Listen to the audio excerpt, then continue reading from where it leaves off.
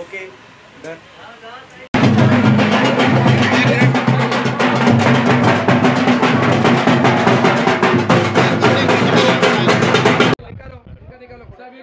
Rally cover करने का बस रोज रोज क्या बाइट लेंगे दूसरा नया क्या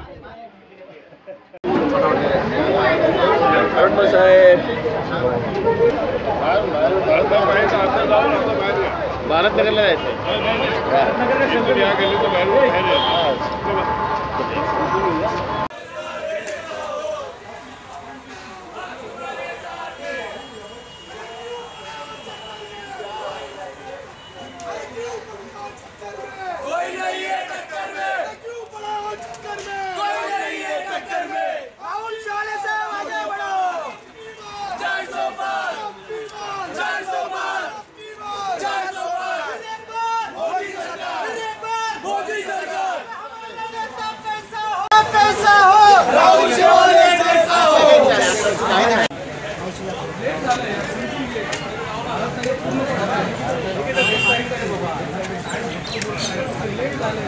अरे भारत नगर नहीं हो पाएगा, होम दो यार, वापस करो, इधर आते ही रहते। आ जाओ इधर ही आ जाओ आप लोग भी।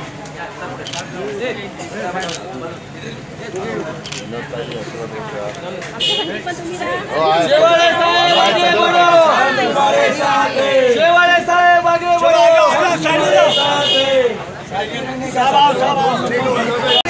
राहुल शेवाळे का कामाचा। आज या ठिकाणी महायुतीचे उमेदवार श्री राहुल रमेश शेवाळे यांची प्रचार फेरी सुरू आहे। भारतनगर या भागामध्ये आल्यानंतर आपण बघतोय सर्व जाती धर्माचे लोक या रॅलीमध्ये सहभागी झालेले आहेत। त्याचप्रमाणे सर्व मित्रपक्ष भारतीय जनता पार्टीचे आहेत, रिपब्लिकन पार्टी ऑफ इंडिया आणि त्याचप्रमाणे महाराष्ट्र नवनिर्माण सेना आणि राष्ट्रवादी काँग्रेस पार्टी या सर्व महायुतीचे पदाधिकारी या रॅलीमध्ये सहभागी झालेले आहेत। आणि सर्व लोकांच्या चेहऱ्यावरती हा विश्वास आहे की मागच्या 10 वर्षामध्ये या भागाचा विकास करण्यासाठी शेवाळे साहेबांनी प्रामाणिक प्रयत्न केलेले आहेत। त्याचप्रमाणे वैयक्तिक कामं जी आहेत ती देखील झालेली आहेत आणि म्हणून सर्व जनतेचा विश्वास आहे की ही जी तिसरी निवडणूक आहे ही हायट्रिक ही मोठ्या संख्येने शेवाळे साहेब निवडून येतील असा विश्वास सर्व नागरिकांमध्ये आहे। धन्यवाद। खरं तर शेवाळे साहेबांना 10 वर्षाचा अनुभव आहे आणि अनुभवाच्या माध्यमातून हे सर्व जे प्रश्न असतील केंद्र सरकारच्या अक्षरी विषय ते सातत्याने मांडत असतात आणि येणाऱ्या लोकसभामध्ये देखील उरलेले प्रश्न आणि विकास यावरच आम्ही मत मागत आहोत आणि विकासाच्या माध्यमातून आम्ही तिसऱ्यांदा लोकसभेत जाणार आहोत आणि शेवाळे साहेब खासदार बनणार आहे।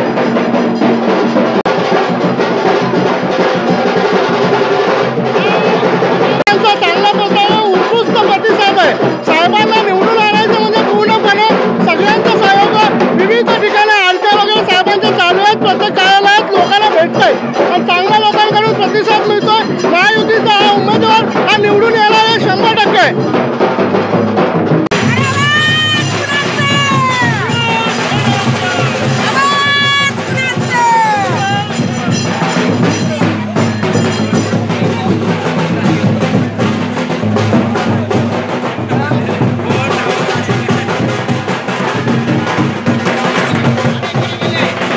साहब ने महाराष्ट्र के अंदर रिक्शे वालों के लिए एक बड़ा बेनिफिट दिया है जो कि हम लोग बरसों लड़ाई लड़ते रहे, वो चीज़ नहीं मिला। एक पब्लिक सर्वेंट दर्जा, एक समिति, जिस समिति में स्वयं राहुल शेवाळे साहब हैं उस समिति को पास कर दिए हैं, अभी लागू नहीं हुई है। इलेक्शन के बाद विधानसभा चुनाव से पहले ये समिति लागू होगी।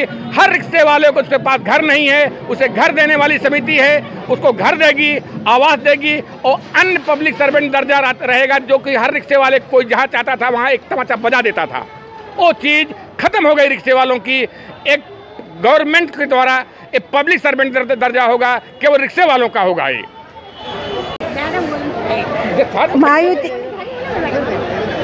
महायुति की तरफ से राहुल शेवाळे उम्मीदवार को हम लोग ने चुना है।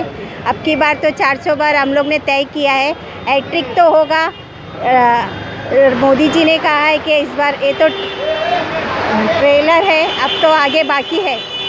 मोदी जी ने जनता के लिए आयुष्मान भारत कार्ड का योजना का उसमें आया और हम सब महायुति के तरफ के उनका विजय होगा, उनका हैट्रिक होगा, उनको जिता के लाएंगे। इसी हमारे के नेतृत्व में वनशक्ति नगर विधानसभा हमारे वार्ड के सारे पदाधिकारी भरपूर सेवा कर रहे हैं। माननीय हिंदू हृदय सम्राट माननीय बाला साहब ठाकरे का आशीर्वाद जिसके साथ हो और डॉक्टर भीमराव अंबेडकर साहब का आशीर्वाद साथ हो और अन्य धनुष बाण जिसके साथ हो उसे न कोई हराने वाला है न कोई हराएगा। और 400 पार होना तय हो गया जब धनुष बाण साथ हो गया।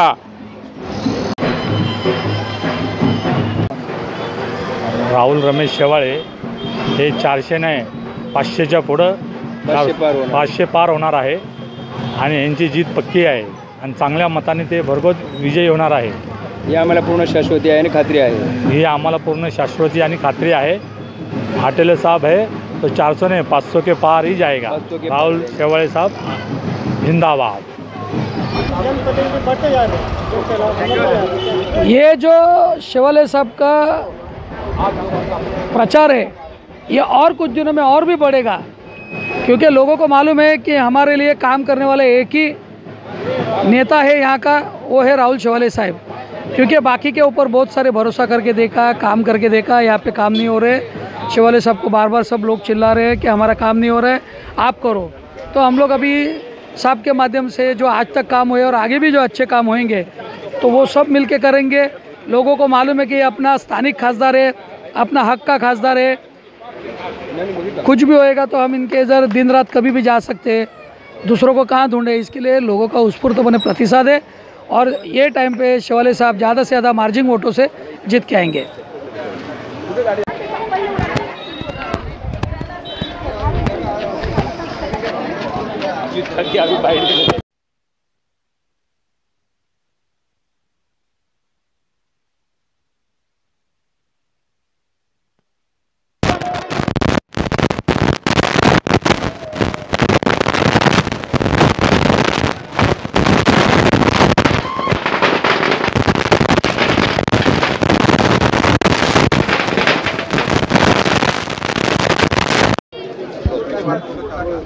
मी सर्व म्हाडावासी, म्हाडामध्ये राहणाऱ्या सर्व मी रहिवाशांना सांगू इच्छितो की आता राहुल शेवाळे या ठिकाणी आलेले आहेत।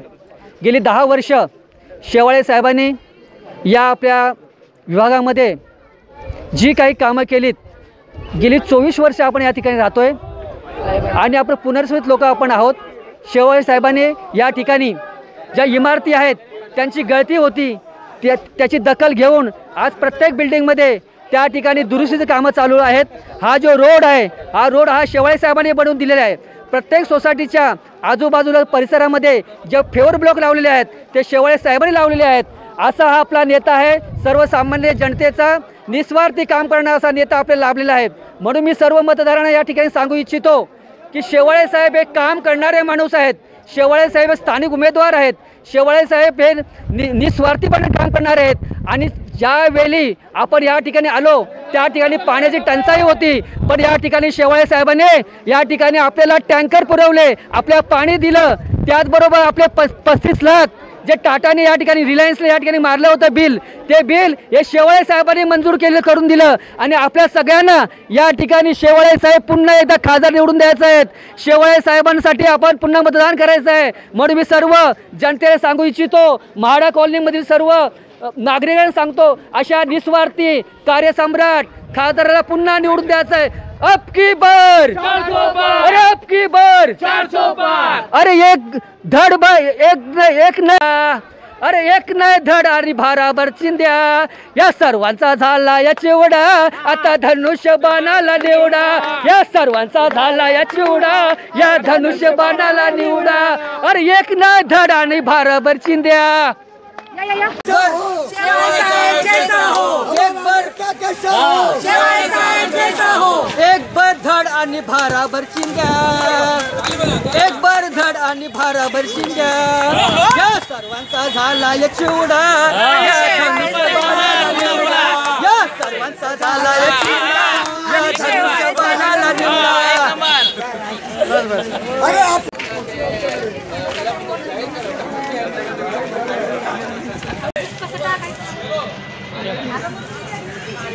एक राष्ट्रभक्त, एक देशभक्त और टुकड़े टुकड़े गैंग के खिलाफ ये चुनाव है। एक राम को काल्पनिक मानने वाले और प्रभु रामचंद्र जी को आराध्य मानने वाले का एक चुनाव है। एक अणु कार्यक्रम पे बंदी लाने की बात कहने वाले और अणुशक्ति से संपन्न एक राष्ट्र निर्माण करने वाले, इनके बीच की एक लड़ाई है। आपने देखा होगा कि उनके पास कोई नेतृत्व नहीं है। उनकी ये समस्या है कि 400 पार नहीं होंगे, इसके लिए लड़ाई है। और हम 400 पार होने वाले, हमारे विकास के लिए, राष्ट्र के लिए, धर्म के लिए और सबका साथ सबका विकास करने के लिए ये लड़ाई है। ये लड़ाई आम जनता की है। आपने देखा होगा, सब देखेंगे अनेक राज्यों में एक साथ में खड़े। रहा सवाल महाराष्ट्र का, तो महाराष्ट्र में स्वाभिमान की लड़ाई है कि जो बाबा साहब अंबेडकर का अपमान किया, जिन्होंने सावरकर जी का अपमान किया, उनके साथ में उभर